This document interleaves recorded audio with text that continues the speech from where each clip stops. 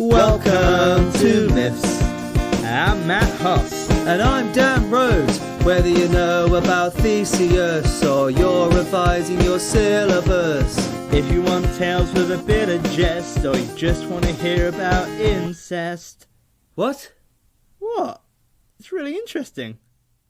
Welcome to MIFFs. Welcome to MIFFs. Hello and welcome to episode 105 of MIFFs. Dan and I, last episode we said we were going to do a boxing ring introductions, like big theatrical thing. Dan, have you prepared yours? Absolutely, completely forgot. Well, that was obviously going to happen, but would you like to improvise yours and would you like to hear mine Well, first? can you do yours first so that I can kind of see how you done it, and then I'll improvise off how good yours is. Okay, here we go. Ding, ding, ding. In the blue corner is the man who's up to tricks, especially if he's had Weetabix. Swift like a peregrine falcon, hits like a Brazil nut. He's the Nottingham stallion. It's Dan Rhodes. Ding, ding, ding. Yeah. Oh, yeah.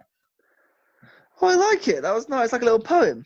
Yeah, it was like a That poem. was nice. That was nice. Masculine poetry there, because and also, swift like a peregrine falcon, hits like a Brazil nut. Strong stuff there. Strong callback stuff there, Matt. You love a callback, don't you? I don't know how you could ever have evidence of that unless you looked at every single episode of this podcast. Every 10 minutes of every episode. It's like, remember that thing from episode 38, which no one else remembers? No, neither do I, but I'll still reference it. That's me. That's funny. Do you think it's funny because it's absurd or funny because it's definitely true? It's definitely true. That's why it's funny. All right, can I have my introduction? Well, I'm going to have to improvise, aren't I? Because as you've called me out on the podcast, I forgot that we were doing this. A heads up would be nice. Well, that's what. Well, sorry. Were you secretly hoping that I forgot, so I embarrassed myself, and you wrote a nice poem with lots of callbacks? No. I definitely did do that, and I remembered it like a couple of days ago. I thought, oh, Dan probably needs a heads up. But I thought, no, I'm gonna look great. Yeah, but you know, we'll be a generous market. If you can do anything right now, we'll be impressed. Okay, I'll give it a go. And what corner was I? You're blue corner, so I'm blue corner. Okay. It's gonna be so shit. Okay, improvise Dan. And in the red corner with his coaches, Simon Pegg. And wait a minute, no, that's not Nick Frost. It's the one, the only, the man who has only ever known the affection of a woman's. No, sorry, his cat. The affection of his cat. Weighing in at about 12 stone, which is good for shame. Which would have been good if he didn't have a small stature of just 5'6", trying to grow a beard for quarantine, to only find out that actually it's pretty bad and not as good as he thought it would be. It is the one, the only Matt Huss. That was brilliant, and I had no idea that I didn't know that ring announcer was my mother. You put on a lot of weight in the last couple of months. Was it? Could you tell it was on the spot? Could you tell it was on the fly? Yeah, I could tell it because it took you about a minute to think of it. Yeah, I lost confidence in it halfway through after the Nick Frost joke. No, it was good. I think that was also a strong callback. I liked it, Dan. It was good stuff, man. That was on episode 2. You can check that out. Is it weird that I remember it as well? Never mind. It is weird that you remember it, yeah. God, that was early on, wasn't it? Into the... Yeah, it scars my brain. But yeah, Dan, how have you been? How's the last week been? Yeah, I've been pretty good, actually. It rained today. It rained so heavily that a car alarm went off on my street. Oh, that's weird. Well, you sure it just wasn't being broken into? Oh, it could have been, actually. Yeah, I just assumed it was the rain. The rain is nature's thief, isn't it? So, I think, isn't it quite the opposite? Rain gives life. Yeah, I suppose. Well, everything gives life these days. That's true. Probably iPods give life as well. Yeah. But Dan, I've had a bit of a weird revelation this week. What's your revelation? So, have you seen? Right, don't jump ahead at this. But have you seen the TV program You? I have seen the TV program. Yes. So I started watching that yesterday. I enjoy it. It's good. It is good. Can you give a brief glimpse to what it is to the people who don't know what it is? Well, it's difficult without spoilers, isn't it, But basically, it's about a guy who, a hopeless romantic. He's a guy that likes books, and he works in a bookshop, and he finds a love likes books, and he stalks her and becomes an absolute creep. Yes, and he thinks he's being romantic. And yes, and I think that's a really good spoiler-free way to do it. And he is a quite intense guy as well. And he's very obsessive about this one girl as well. And I was watching that, and I think you might have had the same thing as well. But I was watching it and going, there's a lot of similarities between me and this guy. What episode are you in? I'm on I just finished episode 7 at the moment, and it's how many episodes are there? There's 10 per season, and there's 2 seasons. Okay, fair. But it was quite scary because I was like, oh no, and I kind of think that obviously Here Comes Your Man was about a year in love of my life, and I think that what the TV program is, it's like because that was Here Comes Your Man was my response to that year. I think You was written by every girl about me that year. Do you know what I mean? I think every girl kind of collaborated. Was like, okay, we need to talk about this because this guy he's a bit creepy. Yeah. Did he send you a Brian May solo blog? Yes, he did. And I think I'm like a New York accent away from killing a lot of people. Yeah, that's probably I think if you were to finish this season, you might regret that you realized you had similarities with this guy. Yeah, I haven't finished the series, and let me tell you, next episode that we do, I'm probably going to finish that series, and I'm going to have to retract what I say. You are definitely going to have to retract what you say. Oh no, because I thought it couldn't get really any worse, but the way you said that, it sounds like you were trying to say in the most friendly way possible. Matt, you should definitely have watched it before you said anything. Yeah, that's like watching. That's like someone who hasn't heard of Joseph Fritzl watching that first 10 minutes of a Joseph Fritzl documentary and being like, wow, this guy reminds me of me. He's a great father. Yeah, and then 15 minutes later, like, I really should have finished the documentary before I texted everyone saying I was like this guy. Wow, this Hitler fellow, he's doing really good for his country, isn't he? Oh no, oh god. Wow, he's being such a good chancellor. This guy has the best interests. No, what's he doing? Oh no! Oh god! Yeah. Well, you know what? I think that I genuinely have a lot of anxiety now. I'm like, oh god, what have I just signed up to? Because I thought it just. Well, that's not good. So I've kind of dug myself a hole there, haven't I, Dan? Yeah, man. Yes. Could you say something nice to kind of leave? It's a very good series, by the way. I did like it. I've watched the two seasons. Could you say something nice, which kind of like Matt definitely isn't this? What's the biggest difference between me and the guy and you? Just to kind of break away, put in that disassociation now. What's the biggest thing between you and him? Yeah, the difference. Yeah. The difference. Well, I mean, he's quite good looking. I mean, to be honest, I thought you were going to say weight gain, but yeah. No, I wouldn't say that. You've lost a lot of weight, haven't you? Well, you haven't seen me in lockdown, so has it gone? Has it failed miserably? Hey, let me tell you this. I haven't seen the end of Charlie and the Chocolate Factory, but I feel like I'm very much Augustus Gloop. You don't have to see the end of Chocolate Factory to know what happens to Augustus Gloop. He dies in the first 10 minutes. No, what I do is he doesn't die. He just falls into a chocolate river. He drowns to death, Matt. That kid is dead. Oh, that's a really dark way of Roald Dahl telling, like a children's book. And Charlie and his grandfather were splattered to death on the fans. Yeah, a girl turned into a blueberry.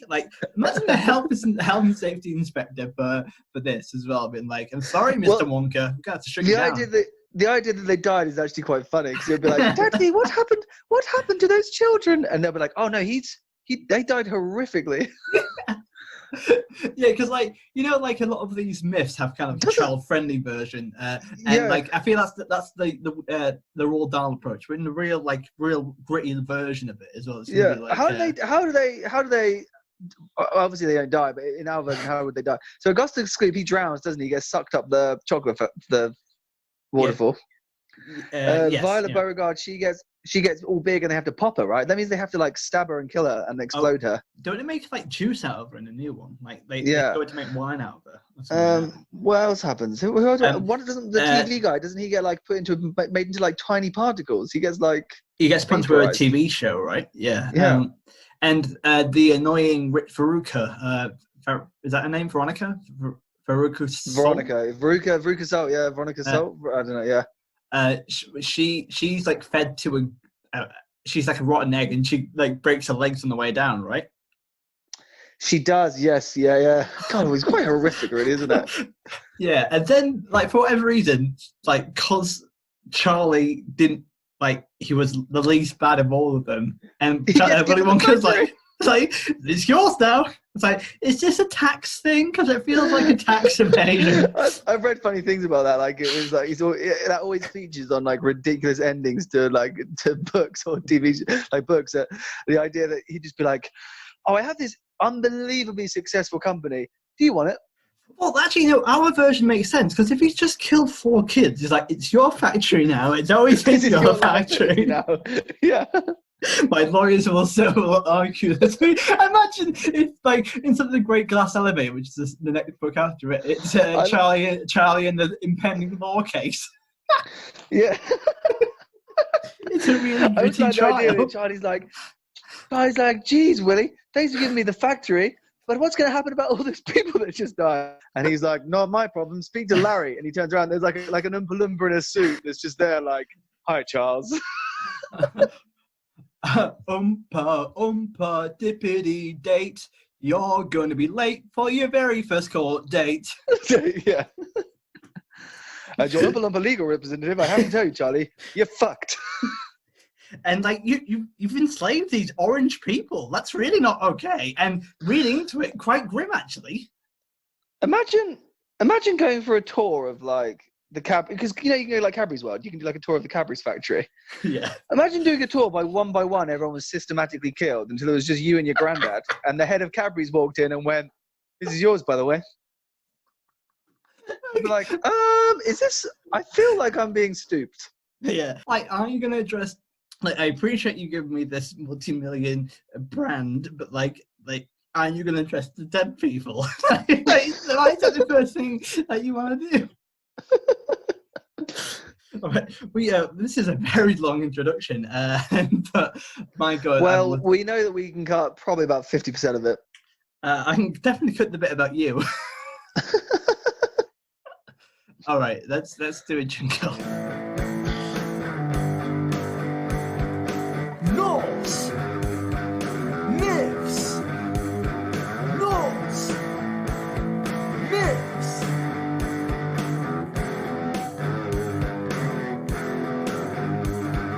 Norse myths. Norse myths. Today we are doing the second part of a series as well. We think we might have 4 parts. I originally said 3 parts, but I think it'll be a 4-parter. And Dan, do you remember anything which happened in the last episode? We did Otis Ransom. Would you like me to do one of my most famous summaries? Like what you do is literally just do the entirety of the last podcast. So if you could do it a bit faster, that'd be great. Do you know why we call it Otis Ransom? You're literally reading it. Like you Yeah, scrolled. I'm reading it. Sorry, I'm reading it. Sorry. No, I just remembered that was the thing. 'Cause it was funny. No one actually says that. Have you? This week, have you heard anyone so called gold Otis Ransom? No, I have not. I have not. In fact, it was in this podcast, and that is it. No one else. I asked people, "Do you know what Otis Ransom is?" And they're like, "No." And then I read them the podcast. Well, apparently the reason for that was in last week's episode. So it's because an otter got Loki and Odin and Hope, what's his face, were going on the one that no one cares about, was going on a walk through the world. They were just walking around, weren't they? And they they saw an otter with a salmon, and Loki was like, "Hey boys, watch this!" And he threw the rock at the otter, and he killed the otter. And they took the otter and the salmon to this guy's house, this old farmer in the woods. And they're like, "Hey, can we sleep here for the night? We have this food you can eat, and then we'll be on our way for bed and board." And the guy's like, "Sure, what food have you got?" They're like, "We got a salmon." He's like, "Delicious, I love salmon and omega-3. They're like, "Oh, and this dead rotting otter." And he's like, "Holy shit, that's my son, you arseholes." And they're like, what was the son called? Their son was called, it's called Otter. Otter, O-T-R. Otter. And is the otter version of Thrud. And then they were like, "Dude, we're a magical family, and he was just magically being an otter. Now you're going to have to get loads of gold to apologize for killing my son." And they're like, "Fine." So Loki goes to a dwarf. Essentially, Matt, he blackmails and robs him, doesn't he? And then he does. He steals this poor dwarf's gold, and the dwarf's like, "Please don't take everything. I'll be desolate." And Loki's like, "Ha ha ha, good one. Get it all in the bag." So he puts it all in the bag. Then he takes him to the old man. The old man's like, "Well, if only I had a way of keeping all this gold." So he skins his dead son's body and creates a bag out of it, which was weird. But like in all things Norse, we just have to accept that happened. And then they put all the gold in it, and then the gods say, "Hey, thanks for the bed. Have a good day." And they leave. "Sorry about your son." And then whilst they leave and they're walking around back on their day, we find out that actually the dad and his remaining 2 sons had a huge argument, and the dad was killed, and the other son ran off with his armor, which is very powerful. Yes. Let's get straight into it, man. Would you like me to start? Yes. Cool. So, we'll call this episode Brynhild. Yeah. So Regin travelled to King Hjalprek. Can you spell that for us, Dan? Well, I'm not looking at it, but I assume it's spelled Hjalprek. That's correct. Bang on. So Regin travelled to the King Hjalprek in Thjod and became his royal smith. That was 2 very hard words there. Was Regin the brother that ran off with the armor, or yes. the one that? Okay. There was 2, wasn't there? I can't remember what they're called. Fafnir. It's going to be important. So Regin was the one who ran away and killed his dad. Ran off. No. Fafnir I think it was. Sorry, Fafnir killed because Regin wanted to divide the gold equally, and there's a curse on the gold. Fafnir killed the dad and took all the money for himself, and he turned into a dragon. Yeah, okay, yes, Fafnir the dragon, Regan's the brother that's left, the good brother. Yeah. So that's cool. And we like Regan. Yeah, Regin, very good economic model. That's my first Ronald Reagan joke. Which was that a Reagan joke? Good Lord. You know what? I'm going to cut it. Also, we've got to say, but this is the Giant's Breath / Ice Shadow series. So here he took Sigurd, the son of Sigmund, who was the son of Volsung, as his foster son. So Regin adopts a man called Sigurd. I don't know what happened to Sigmund or Volsung, but who knows. Sigurd's mother was Hiordis and daughter of Ilimi. Little background there. I'm already confused. There's way too many names. You know what? There's a lot of Y's and J's going around here. There's Hjalprek, Thjod, Hiordis, and Ilimi. Good. I always worry since the live special that whenever I do a Swedish accent, it sounds Rastafarian. No, that was alright, actually. Okay, thank you. Please let me know. Sigurd grew up to be a great and strong warrior. He was curious and full of courage. One day, Regin told Sigurd about Fafnir and the huge treasure that he was guarding. Regin then forced the sword called Gram and gave it to Sigurd. The sword was so sharp that it could cut a cord in 2 by dropping it onto the blade. I'll say that again because I said it very weirdly. I also want to say that I think you're pronouncing Sigurd weird. It's Sigurd. Sigurd. Like Sigurdsson, like the popular surname. Sigurd. Yeah. Yeah. In all fairness, I didn't know it was a thing, but Sigurd. But I think Sigurd, Sigurd's more Yorkshire. Sigurd. Yeah, Sigurd. I've heard. I know of him in Norse mythology. I've heard of him before. Okay. And you must have heard like Gylfi Sigurdsson, the famous football player. Oh yeah, I know all about sport. Yeah. My video's not on, but I did a face.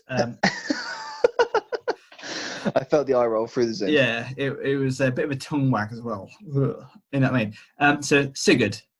Regan then forced a sword called Gram and gave it to Sigurd.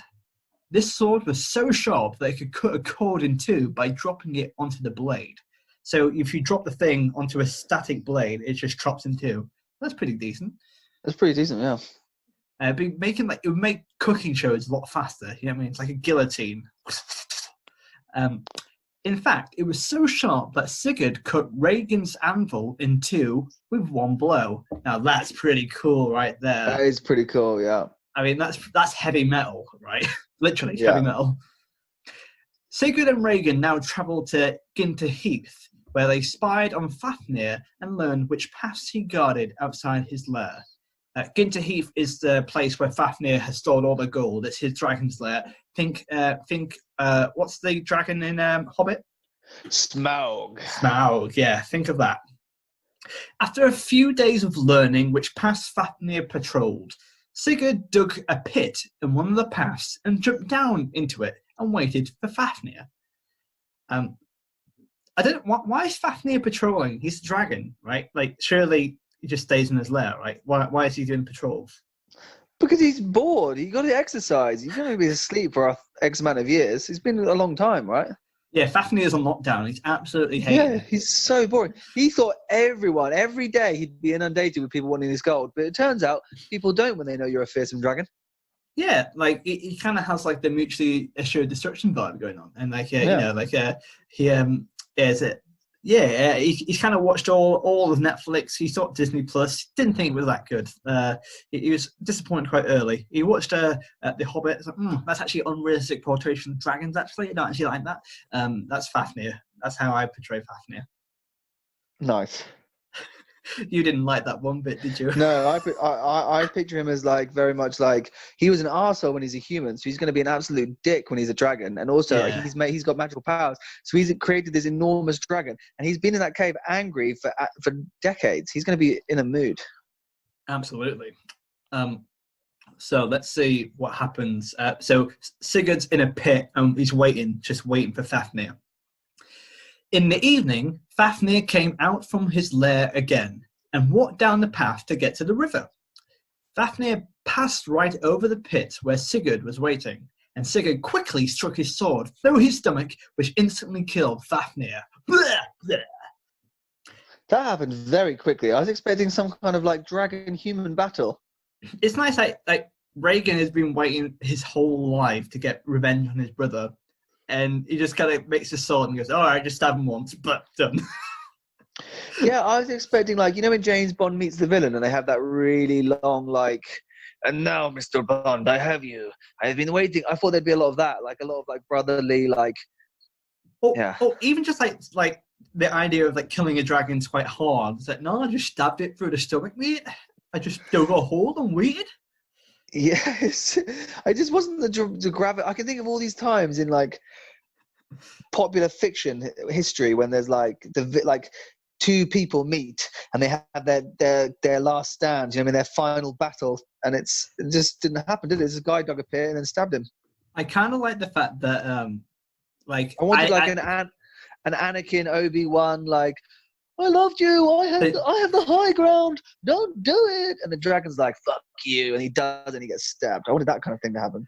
Well, I think that what's happened here is like the kind of like this was their movie budget, and they planned for that scene right there, but they ran out of cash on the last day. It was like, well, we can't film anymore, so it was just like, and he quickly kills him.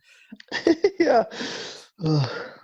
Regan, who had been hiding in one of the brushes, came over to Sigurd, who was standing next to the dead dragon. Regan said, "Sigurd, you have killed my brother Fafnir, but if you cook Fafnir's heart on the fire for me, I will forgive you." Hold on. Why you forget? Whoa. So the whole time he didn't want him dead.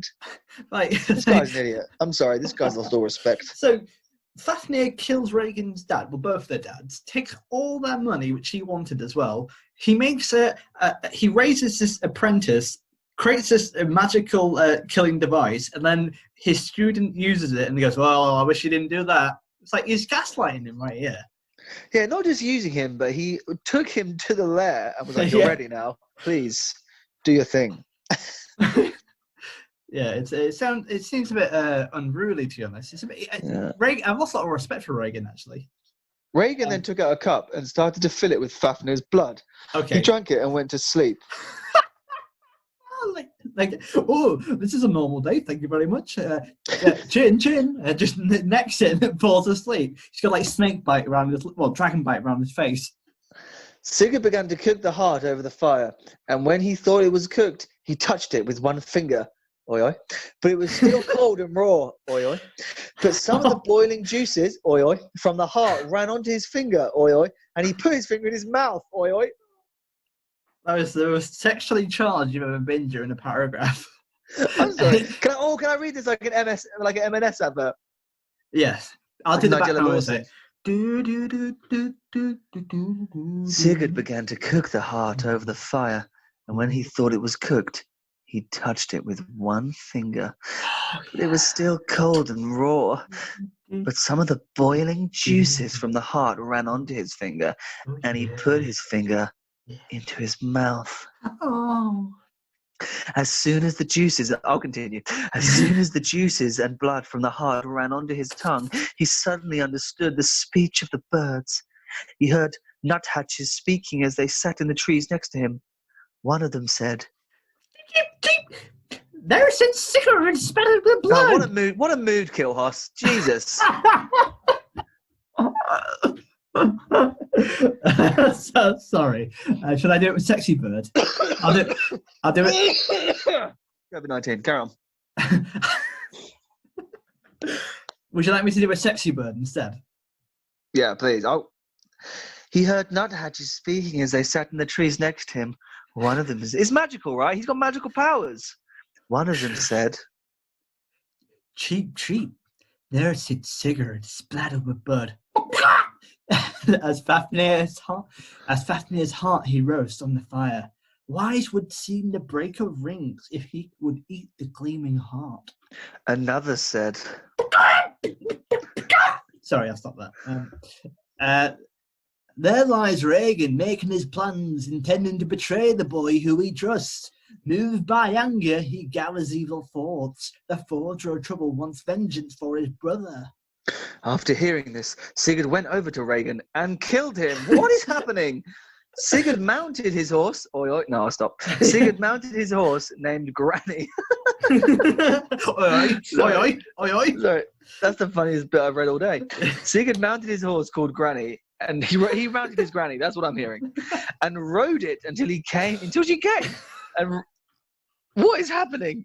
Right, wait, pause there. We need to pause here for a second. Right, so Reagan falls asleep. Sigurd takes some hallucinogenics. He hears birds speak, and then he kills Reagan instantly. Yeah. Also, the birds were talking bare nonsense too. I mean, that made no sense. I think he was like saying it's like a prophecy. Like, I think Reagan's going to backstab you. You know what I mean? Yeah, like you got to get him now. Yeah, get him now, whilst the blood is still curdling around his mouth. I mean, but he was basically just tripping on dragon's blood. I mean, that's again the best thing about Norse. It's very it always seems like the backstory to a heavy metal album. You know what I mean? So Sigurd. I was going to carry on with the thing. Sigurd mounted his horse named Granny and rode it until he came to Fafnir's lair. Sigurd collected all the gold and put it into sacks and placed them on his horse and rode away. For this reason, gold is also sometimes called go on, finish it. Gnitterheath or Granny's Burden.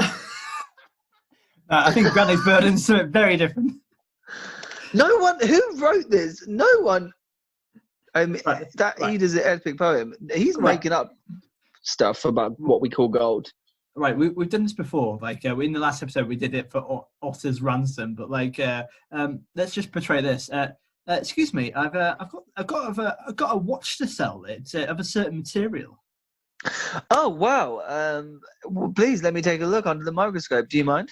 Yeah, it's I'm not sure if you've come across this before, but it's not silver, it's not platinum, it's Nita Heath. Ah, yes, the Granny's Burden of metal. Ah, yeah, you know it. Yeah, like imagine going to a jewelry shop and going, "Oh, can I have some Granny's Burden, please?" Yeah, that's weird. It sounds like a bad dry cake. Yeah, we all know what Granny's Burden is. Brilliant. Grandad. That's a cracking joke, Daniel. Thank you. That reminds me of the song we created called Black Tie, in which we did a sad country song. Do you remember that? I do remember that. Yeah. Yeah. If you want to listen to it, why don't you buy my country album? No one's buying your country album. Stop plugging your country album. Right. You're at the point now where you're plugging your country album mid-myth. This always used to happen at the beginning or the end, not mid-story. Yeah, fair play. Well, you know, like I haven't got any revenue from it, and it did take me 56 hours to make. Anyway, carry on. Sigurd travelled until he came to a house on a mountain. He jumped off his horse and went inside, and here he saw a woman laying down, sleeping in a bed, equipped with a helmet and mail coat. So, firstly, he's breaking. He's taking. That means chainmail, doesn't it? Yes. Yeah. Well, so I think it's made of chainmail, but it's also like a coat. If you know what I mean. So she's equipped for battle. Okay, nice. Firstly, he just broke into someone's house with a buttload of gold, and he just sees a woman sleeping there wearing a helmet and chainmail. That's mental. That is pretty mental. Like, why is she sleeping? That's the least comfortable pajamas I've ever heard of before. He took out his sword and cut off the mail coat. One woman woke up and went to Sigurd. She said, "Oh, is she sexy, do you think?" Yeah, she's a bit sexy. Okay, maybe she's the person that was doing the narration earlier. "Hello there. My name is, but most people call me Brynhild. I'm a Valkyrie." Oh, shit, I've heard of these. So I think it's meant to say Bryn there. I thought it was like, I thought she was Eminem. "Hello there, my name is..." It's like a robot. My name is Chicka Chicka. So her name is supposed to be Bryn or Brynhild. My name is Bryn, but most people call me Brynhild. I'm a Valkyrie. Now, I've heard about, we know what Valkyries do because we heard about them in Ragnarok. So what do they do, Dan? Valkyries collect dead warriors from the Viking battlefield and take them up to Valhalla, where they wait in beautiful halls of Valhalla up in the gods in Asgard before being used to fight in the Ragnarok. But also, there's only a limited amount of Valkyries, all female, and they're like legendary warriors as well. Like they are renowned for being like the best of the best. Yeah, aren't they like angels essentially as well now? Right? They're like angels. They're like female angels that have wings and come down and collect warriors that are dead. That's certainly the imagery of it as well. Sigurd walked out through the door and mounted his horse again and rode away until he came to the king named Juki and his wife named Brynhild. Their children were named Gunnar, Hogni, Gudrun, and Gudni. Guthorm was Juki's stepson. So many names there. So many names. But also, so he goes into, Sigurd goes into this woman's house. He cuts off her male coat. And she's like, "Oh, hi. I don't care about breaking and entering. My name's Brynhild." And he just walks out straight away. Like, what just happened there? He's a bit weird. Yeah, he's in all fairness, he's probably still tripping. He's still tripping on Dragon's Blood. Sigurd stayed with him for a long time and married Juki's daughter, Gudrun, and swore oaths of brotherhood with Gunnar and Hogni. So he instantly just kind of created a family. That's pretty cool. Dan, what happened next? Gunnar was in love with Brynhild, so the next day, Sigurd and Gunnar and Hogi went travelling together to find Atli, the son of Brynhild. So many names to ask him for his sister Brynhild's hand in marriage. So Brynhild is the Valkyrie that he met. Yeah, and Gunnar is a brother-in-law to Sigurd. Sigurd, because Sigurd's now married. FYI, that happened. like so fast as well to Gudrun, and and so basically Gunnar's like, oh, can you ask that lady you met once in her cabin to ask her for marrying me? He's like, okay, but I won't ask her directly. I'll go and ask someone else. Yeah, he probably hasn't seen her in quite a while as well, because lots has happened since. He's got married. Yeah. What's happened? Brynhild was living on the mountain called Heidefell. Around her hall burned a weaving flame. Brynhild had taken an oath to only marrying the man who dared ride through the wavering flame. Now, Sigurd and the two brothers rode up to the mountain, with Gunnar intending to ride through the waving flame. And they came to the hail, and Gunnar tried to ride into the flame. His horse, which was named Gotti, would simply not jump into the fire. Yes, Matt, what were you saying? I have a joke. I know it wasn't funny, that's why I continued. I sensed it.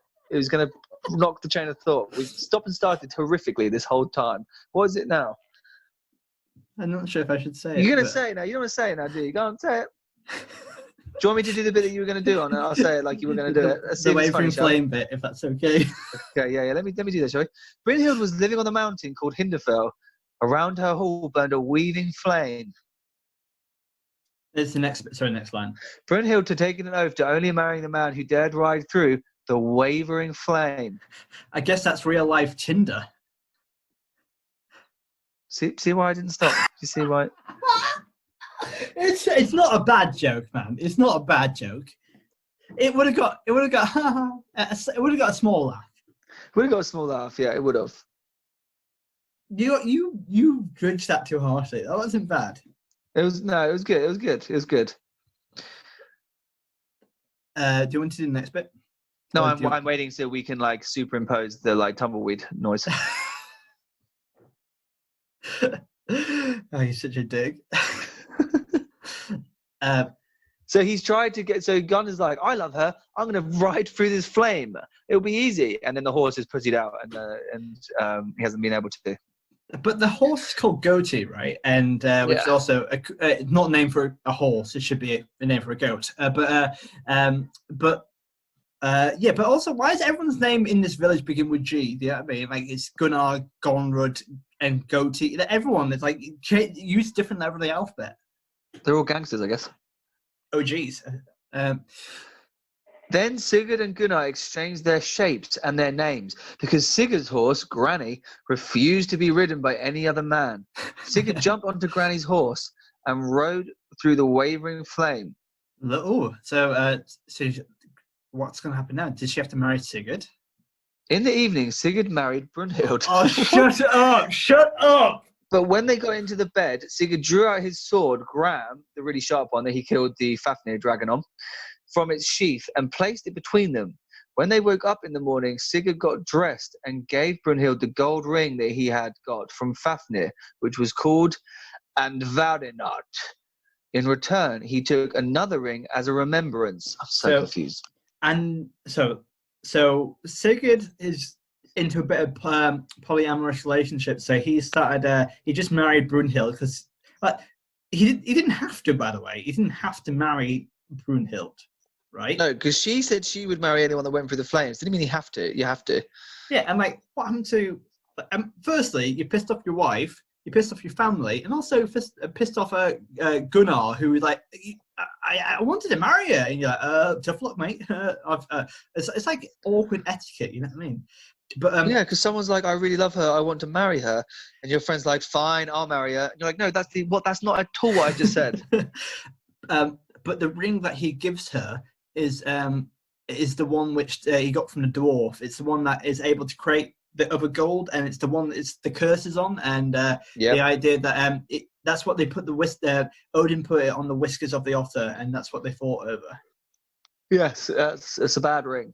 He walked out to his horse and rode back to his companions. Sigurd and Gunnar then returned to their own shapes. What does that mean? So he pretended to be him, right? Brynhild came down from the mountain on her horse. Oh, okay, so he's shape-shifted, basically. Brynhild came down from the mountain on her horse, and they all travelled back to the king, Giuki. Shortly after, Gunrun, Sigurd's wife, could give birth to Sigmund and Svanhild. The end. Well, end of this so far. So it's a case of mistaken identity. Then Brynhild realizes, oh, you're not the person I married. And he's like, well, gotcha. Now you have to stay with me for literally the rest of the time. Yeah, so he's pretended to be someone else. Well, bit creepy. Also, it kind of reminds me a bit of myself, really. A bit like that guy in You. Yeah, 100%.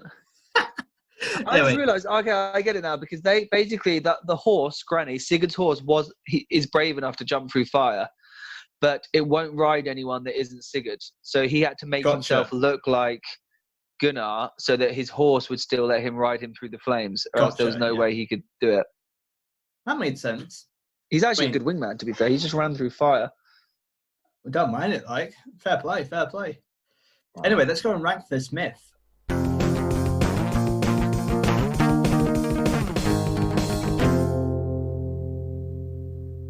So, Dan, we marked this on 4 categories as ever: life skills, morals, creativity, and WTF. And I think there's a lot to take in today. So, life skills is the first one. The practical things we learn. We learn how to kill a dragon, how to dig a hole. We learned how to... Yeah. We learned how to train an apprentice and then disown him. We learned how to forge a really sharp sword. We learned how to cut an anvil in half. We learned how to put on a wedding pretty fast. Yeah, we learned how to get married pretty fast. We learned how to dig a hole. We learned how to jump through fire. We learned how to change our form. We learned how to do drugs. Learned how to do drugs, yeah. We learned how to talk to birds. We learned how to cook like a Marks and Spencer's advert. Like you cook the heart. We learned what Nita Heath and Granny's Burden mean. Yeah. It's a solid 4, isn't it, out of 10? What? I'm joking. I was actually going to be absolutely furious with that. We learned how shapeshift, as I think you mentioned already, but and also, what are you thinking, Dan? Because I feel I've been a bit dominant over you recently, and I feel bad. It's certainly up there. We've learned a lot, so I'm thinking. I honestly could give this a 9 or a 10 for life skills. I think it has a lot. This is the kind of thing I always want from a life skills, that you always try and put on things, but I think this actually does have it. Well, what's your number, man? I mean, that's a lot what we just talked about. Let's go 10. Yes, mate. Oh, this is good. Oh. And he did it. But do you see how that deserved a 10? Because this is my point I made last week. You like to jump to a 10, but I think this did have a lot of different types of life skills. Yes, but I think in retrospect, I think the other ones still hold up to this. But yeah, this is definitely a 10, I'd say. Morals. What moral lessons did we learn or didn't learn? Didn't learn a huge amount of laurels, to be honest. Well, I disagree actually, because I think we learned that firstly, you train someone up to do a lifelong mission, and then as soon as he does it, you disown him straight away. But then we also learned that don't do drugs. Then you don't kill your master straight away. And also there's no repercussions for any of these things anyway. You just do what the hell you want and it's all fine. You know what I mean? Yeah, that's true. We also learned that we learned how to be a good friend and how to trick someone into marrying you. We also learned breaking and entering is not really cool. Well, we haven't learned that it's not cool. That's just what we've attached to it. But the actual myth isn't telling us that. If anything, it's saying you can do it because it all worked out. I mean, Dan, let's not unpick that thread, because they'll very quickly loosen the whole idea of morals for the last 105 episodes. it might quickly make it unfit for purpose. Well, after all that, what do you think? I'm not gonna. I'll be a consultator about. I'll let you decide the numbers this week. But I know what you're saying about the morals, but actually, if you know what I mean, like, because other myths, the myth is actually saying whether something is good or bad. You should like in Greek mythology, for example, someone would do that, and then a curse would be put on them, and they die, and then you're like, oh, okay, so it's telling me I shouldn't have done that. But I don't think it happens as regularly as you think, and I think that this does have a lot of different messages in it. And yeah, you're correct. It is the foot that we have put on it, but that's what we've always marked with. That's always been our template, right? I give it a 6. Okay, that's fair. I think it's just slightly above average then. I'll put 6. I would have gone for 7, but I will accept 6. But if we'd have gone for 7, you'd have wanted an 8. No. Let's talk about creativity. How creative is this myth? And it's pretty mental. We break an anvil, we kill a dragon in a second. We both of those go for WTF, I guess, as well. It has lots of names in it. That's pretty creative. There's a lot of people. There's a lot of, not that it works because they can't just keep track of it, so the narrative is hard to keep. But like there's definitely a family tree. There's like stuff happening. That's pretty creative. Yeah, it feels like it's part of a larger Norse tree. And but also beyond that, we also see the first ever dragon in the whole of our myths, by the way. Like, yeah, and it didn't really do much, and it was sad. Yeah, it was a bit. I really thought this would be a showdown, and it really wasn't. No, but we also see a first Valkyrie as well, apart from in Ragnarok. I suppose that's creative. I just wish more had happened to the dragon. It made me sad. But also, creative points is that the idea of like, well, firstly the mountain fire, but also the fact that Brynhild would only marry that person, but also beyond that, how the curse in the ring links back to this myth as well. I mean, it's quite clever. Yeah, I mean, it's all tying in, to be fair, because that's how Reagan died, and there's all. I think it's probably 5. I actually think it's quite down the middle. It's quite a lot. Yeah, fine. Do you know what I mean? I don't, because of how annoying it is about how few things happen, like how quickly he got married and how quickly he killed the dragon. That's to me creativity. Like I like to see some actual some weird shit happen. But I think a lot of weird stuff. Well, it's not weird stuff that happened. That's WTF. But creativity. I think there's a lot of stuff that goes on. I think it especially how it all links in as well. I think it's. I think that it kind of just puts it above average, even slightly above average. I would say. All right, give it a 6 then. And WTF, we've covered a lot of it already, but killing a dragon instantly and digging a hole as well, and killing your master, eating a dragon's heart, that's metal, breaking an anvil. Yeah, I do think it's quite messed up, actually. Reagan was like, why did you do that? And I'm like, dude, you just told me, you trained me my whole life to kill this dragon. I've gone in there, killed the dragon, now you're angry that I killed him. That was weird. That's WTF. Do you think it's the same how quickly madness? He got married? Yes.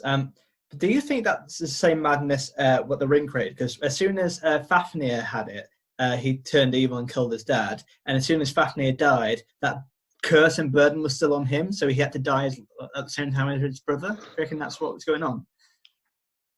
No, I think it's just that he was an idiot. Fair enough. Dan, what do you think? Okay, I think it's quite high. And also, Grant, so go on. Yeah, I think it's like a 7 or 8. Probably 7. You decide. I think 7. Cool. So that's 10 plus 6 plus 6 plus 7, which equals, I think it's 29? It is. 29, right off the bat. That's a pretty decent myth. Yeah, pretty decent. All right. Well, did you have fun with this one? I did have fun with this one, yes. I'm not going to remember any of the names in that, but it'll be okay. Yeah, I can't wait for the recap in the next one. And then bun, done. Oh, I don't know. Something beginning with G. But something else beginning with G is our Gmail account, which you can get in touch with. Why don't you find us at miffspodcast@gmail.com. How slick was that, Dan? That was the slickest you've ever done. Thank you very much. Why don't you get in touch? We'd like to hear from you, and it'd be good to read out your email if you're into that kind of thing, or if you want us to talk about anything in particular. We're great to hear from you. Feel free to join our Mist Podcast page on Facebook, Misfits Fan Club, or find us at Mist Podcast on Twitter as well. And give us 5 stars on iTunes. Anything else to add, Dan?